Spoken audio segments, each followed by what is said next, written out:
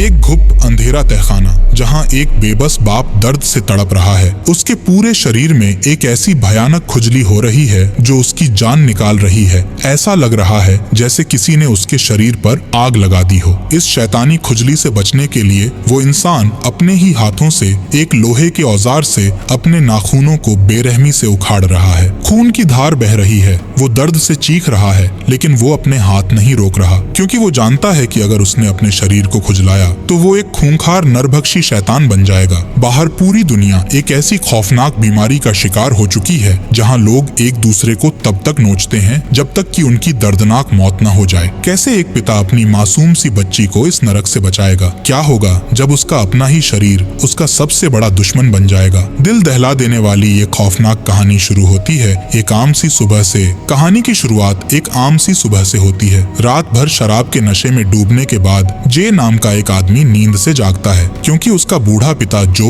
जोर जोर से दरवाजा पीट रहा था। जे का पिता अपनी पोती ओलिविया को वहां छोड़ने आया था। जे की माँ बहुत ज्यादा बीमार थी, इसलिए जे फैसला करता है कि आज वो अपनी खानदानी दुकान खोलेगा ताकि उसका पिता अपनी बीमार पत्नी का ख्याल रख सके। तैयार होते वक्त जे लगातार अपनी गर्दन खुजला रहा था। वो अपनी मरी हुई पत्नी को याद करता है। उसकी पत्नी को एक बहुत बड़ी बीमारी हो गई थी और उसका पहला लक्षण खून की उल्टियां करना था। उसकी पत्नी काफी समय तक अस्पताल में रही थी और उसके इलाज का भारी कर्ज आज भी जे के सिर पर था। जे की मासूम बेटी ओलिविया अपनी माँ की मौत के सदमे से बोल नहीं पाती थी। वो अपनी बातें एक डायरी में लिखकर जे को बताती थी। ओलिविया लिखती है कि उसे अपनी माँ की कब्र पर जाना है, लेकिन जे उसे मना कर देता है और कहता है कि काश वो लिखकर नहीं बोलकर उससे बातें करती। जब जे ओलिविया को स्कूल छोड़ने जाता है तो वो पूछता है कि क्या स्कूल के बच्चे अभी भी उसे परेशान करते हैं। ओलिविया हाँ में सिर हिलाती है। जे कहता है कि उसे अपने लिए खुद लड़ना होगा, लेकिन ओलिविया बिना सुने वहाँ से चली जाती है। तभी जे की नजर ओलिविया की डायरी पर पड़ती है जो गलती से वहीं गिर गई थी। जे जब उस डायरी के पन्ने पलटता है तो उसके दिल को गहरी ठेस पहुँचती है। ओलिविया ने डायरी में अपने माता पिता के झगड़े, जे के शराब पीने की आदत और अपनी माँ की बीमारी की दर्दनाक तस्वीरें बनाई थीं। जे को अपनी खून से लथपथ पत्नी की यादें सताने लगती हैं। तभी स्कूल का एक पहरेदार आकर वो डायरी ले जाता है और ओलिविया को अंदर ले जाता है। रास्ते में गाड़ी चलाते हुए जे शराब पी रहा था। रेडियो पर खबरें आ रही थीं कि शहर में एक भयानक खुजली वाली बीमारी फैल रही है। कुछ लोग इसके लिए बाहर से आए लोगों को जिम्मेदार ठहरा रहे थे, तो कुछ लोग इसे इंटरनेट का कोई झूठा नाटक बता रहे थे। जे अपनी दुकान पर पहुंचता है, तभी वहां मिगेल नाम का एक आदमी आता है। मिगेल लगातार अपना चेहरा खुजला रहा था। वो जे से अपने पैसे मांगता है और धमकी देता है कि अगर पैसे नहीं मिले तो वो उसे जान से मार देगा। जे को कुछ समझ नहीं आता। जब जे दुकान के अंदर जाता है तो उसकी कर्मचारी लीसा बताती है कि जे के पिता ने मिगेल को नौकरी से निकाल दिया था। दुकान के अंदर जे की मरी हुई पत्नी की बनाई तस्वीरें टंगी थीं, जिन्हें देखकर जे फिर से उदास हो जाता है। दुकान में सामान मंगाने के लिए एक खुफिया रास्ता था जो सीधे नीचे तहखाने में जाता था। कुछ ही देर बाद दुकान में एक औरत पागलों की तरह चीखते हुए अंदर आती है। वो पूरे खून से लथपथ थी और लगातार अपने आप को खुजला रही थी। वो चीख रही थी कि उसे ऐसा लग रहा है जैसे वो आग में जल रही है। वो इतनी जोर से खुजलाती है कि उसके शरीर का मांस छिलने लगता है। जे उसे रोकने की कोशिश करता है, लेकिन वो औरत खून की उल्टियां करती है और जमीन पर गिर पड़ती है। पुलिस वाले आते हैं। एक बड़ा अफसर जे को बताता है कि ये कोई नाटक नहीं है। शहर में ऐसे बहुत से मामले आ रहे हैं। ये खुजली की बीमारी सच में फैल रही है। पुलिस वाले उस औरत को ले जाते हैं और जे को सावधान रहने को कहते हैं। जे अपने पिता को फोन करता है और मिगेल के बारे में पूछता है। पिता बताता है कि मिगेल दुकान से चोरी कर रहा था, इसलिए उसे निकाल दिया गया। फोन पर जे को अपनी माँ के खांसने की आवाज आती है। जे कहता है कि डॉक्टर को बुलाओ, लेकिन पिता बात टाल देता है। जे खिड़की से बाहर देखता है तो सड़क पर एक और आदमी अपना चेहरा बुरी तरह खुजला रहा था। जे को अपनी पत्नी का वो वादा याद आता है जब उसने कहा था कि वो अकेले ओलिविया को पालेगा, लेकिन जे ने तब कहा था कि वो अकेले ये नहीं कर सकता। कुछ देर बाद जे के पास स्कूल से फोन आता है कि ओलिविया ने एक बच्चे को दांत से काट लिया है। जे भागकर स्कूल जाता है। ओलिविया अपने कान बंद कर लेती है ताकि उसे जे की डांट न सुननी पड़े। जे अपने गुस्से को काबू करने के लिए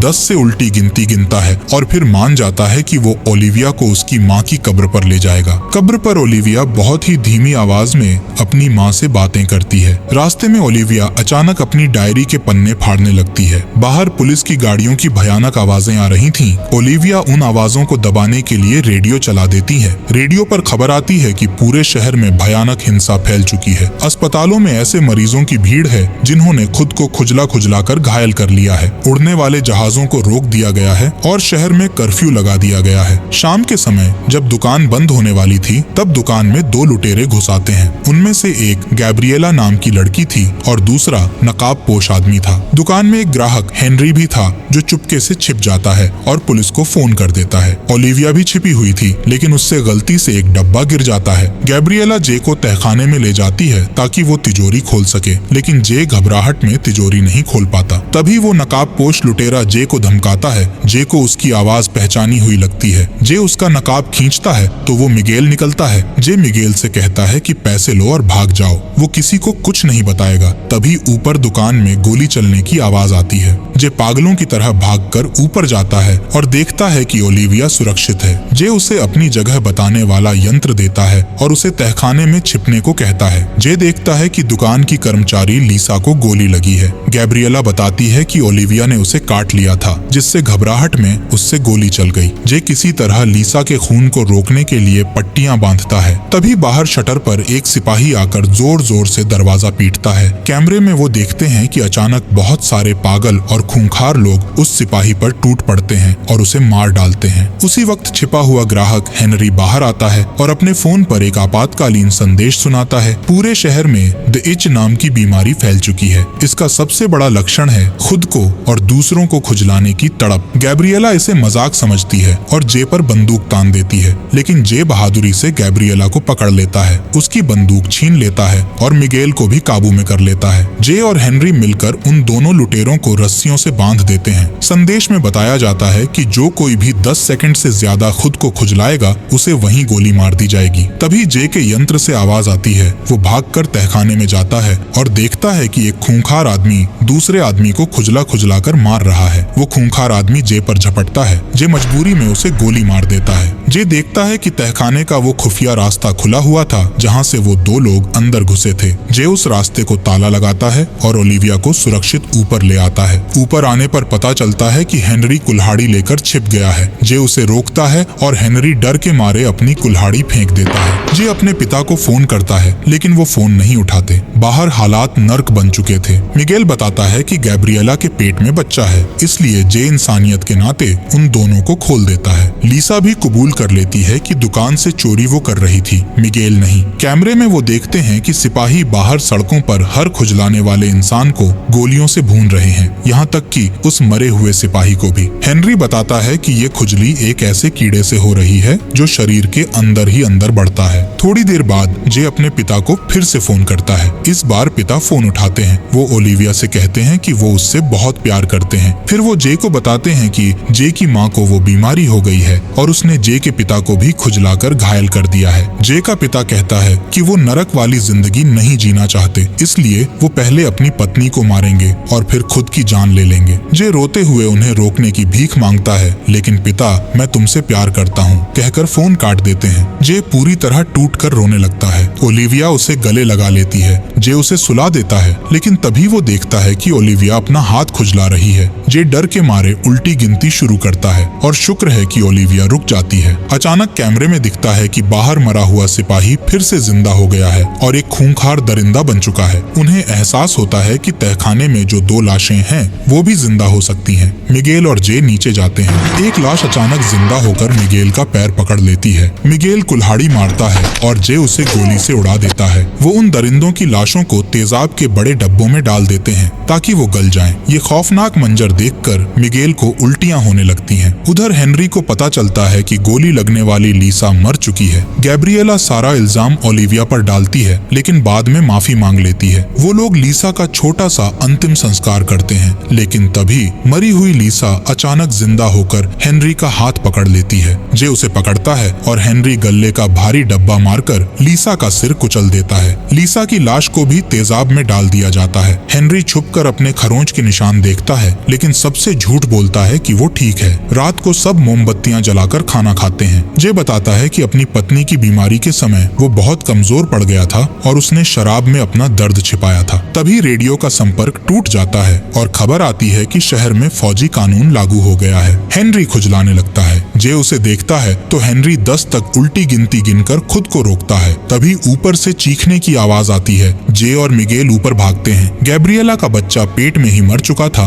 और वो तेज बुखार से तप रही थी। उसे दवा की जरूरत थी। जे के मना करने के बाद भी मिगेल अपनी भतीजी को बचाने के लिए बंदूक लेकर दवा लेने बाहर निकल जाता है। इधर हेनरी खुजली बर्दाश्त नहीं कर पाता और भागकर तहखाने के गुसलखाने में छिप जाता है। वो खुद को इतना भयानक खुजलाता है कि उसका शरीर छिलने लगता है और वो खून की पेशाब करने लगता है। जे कुल्हाड़ी लेकर नीचे आता है। हेनरी जे से कहता है कि वो दरवाजा बाहर से बंद कर दे ताकि वो किसी को नुकसान न पहुंचा सके, लेकिन जे अपनी बेटी की सुरक्षा के लिए कोई खतरा मोल नहीं लेना चाहता था। जैसे ही जे दरवाजा खोलता है, हेनरी एक खूंखार शैतान बनकर जे पर टूट पड़ता है। दोनों जमीन पर लड़ते हैं। हेनरी जे का गला दबाने लगता है। तभी अचानक हेनरी तड़प कर जमीन पर गिर पड़ता है। ओलिविया ने दूर से कुल्हाड़ी मारकर हेनरी को मौत के घाट उतार दिया था। जे ओलिविया को ऊपर भेजता है और हेनरी के शरीर को टुकड़ों में काट डालता है। जे जब अपने हाथ धोता है तो उसके होश उड़ जाते हैं। हेनरी ने लड़ाई में जे को खरोंच मार दी थी। जे भी अब उस खौफनाक बीमारी का शिकार हो चुका था। तभी शटर पर आवाज होती है। मिगेल दवा लेकर वापस आ गया था। जे उसे अंदर लेता है। जे देखता है कि बीमार गैब्रिएला ने भी खुद को खुजला लिया था। जे मिगेल को सारी सच्चाई बताता है और अपने शरीर पर खुजली मिटाने वाली दवा लगा लेता है। जे जानता था कि उसका अंत करीब है। वो अपनी मासूम बेटी ओलिविया को नींद की दवा देता है। वो रोते हुए उसे समझाता है कि अब वो उसके साथ नहीं रह सकता, लेकिन ओलिविया अपनी माँ की तरह बहुत बहादुर है। वो अपना फोन ओलिविया को देता है जिसमें सारी अच्छी यादें और तस्वीरें थीं। दोनों एक दूसरे को आखिरी बार प्यार करते हैं और ओलिविया सो जाती है। जे ऊपर जाता है और देखता है कि गैब्रिएला दरिंदा बनने वाली है। जे तकिया रखकर उसका दम घोंट देता है। दरवाजे के पीछे खड़ा मिगेल भी